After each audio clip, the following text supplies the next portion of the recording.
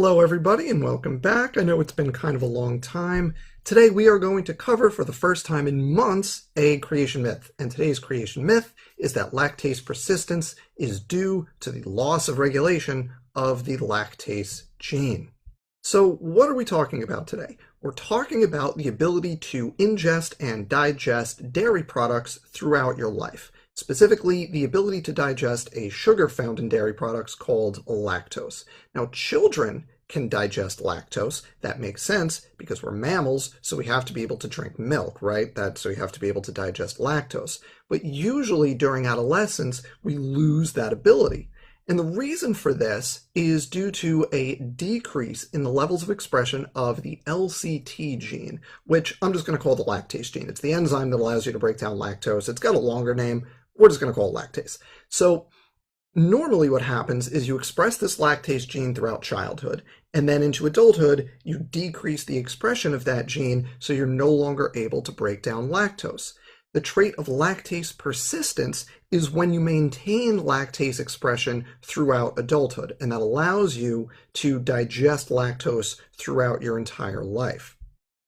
Now, the creationist claim related to lactase persistence is that it's due to a loss of regulation.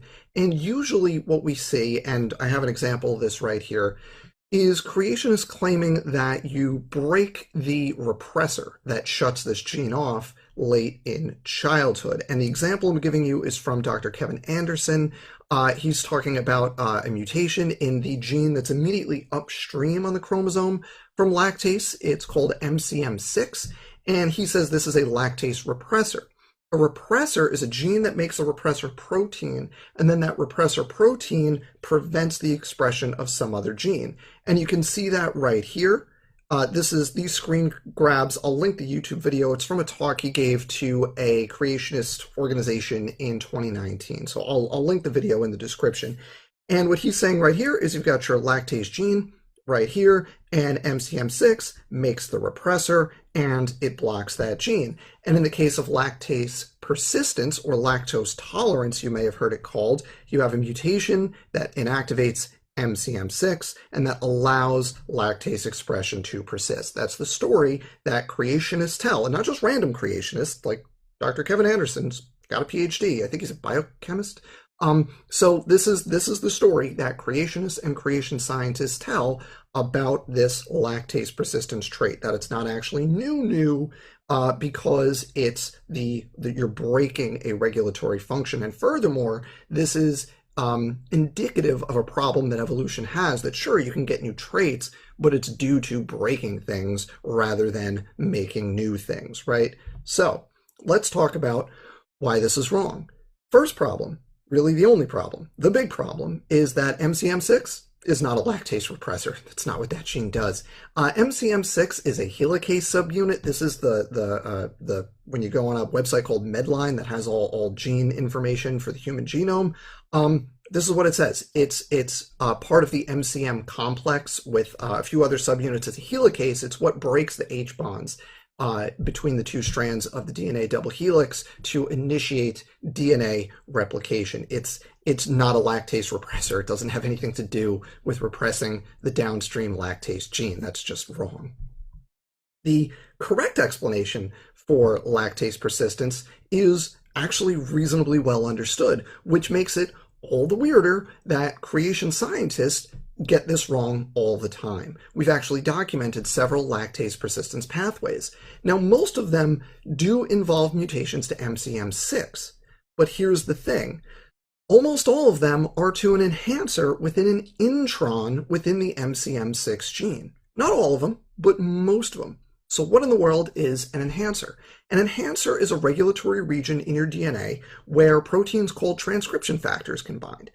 Transcription factors will bind to the enhancer, and they will then increase the level of expression of a gene nearby, usually somewhere downstream on the chromosome. And the way this works doesn't really matter. But basically, the DNA, if you have your enhancer and then you have your gene, the proteins will bind to the enhancer, and the DNA will kind of bend over, and it'll facilitate the initiation of expression of that gene.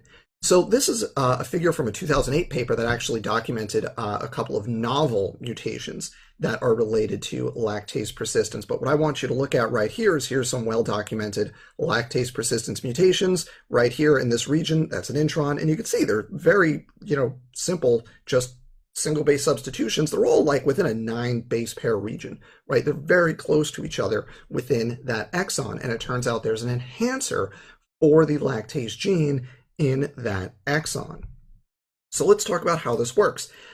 Lactase uses a very low affinity promoter, right? So the promoter, the part of the gene that kind of gets everything started, where like transcription factors and RNA polymerase, where all those enzymes and things, they'll bind and then they'll start transcribing the gene, they'll start expressing the gene. That promoter is low affinity.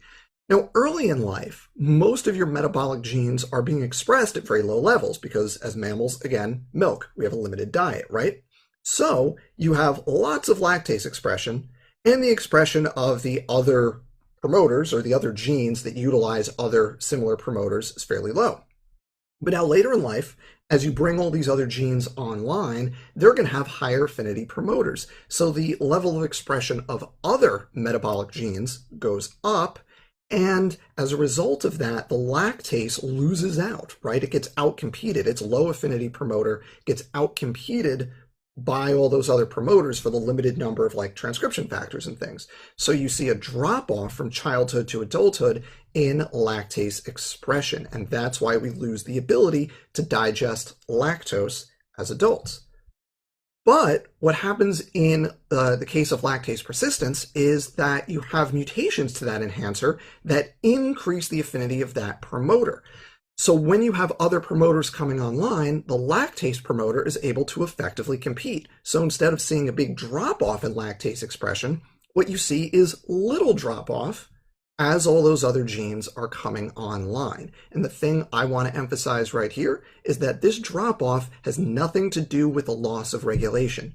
We haven't broken any repressors or anything. We're just taking an enhancer that is going to upregulate that gene, and we're making it work more efficiently. So when it normally would lose out for transcription factors to get expressed, it's no longer doing so, and you maintain expression through adulthood. That's the mechanism, no loss of regulation.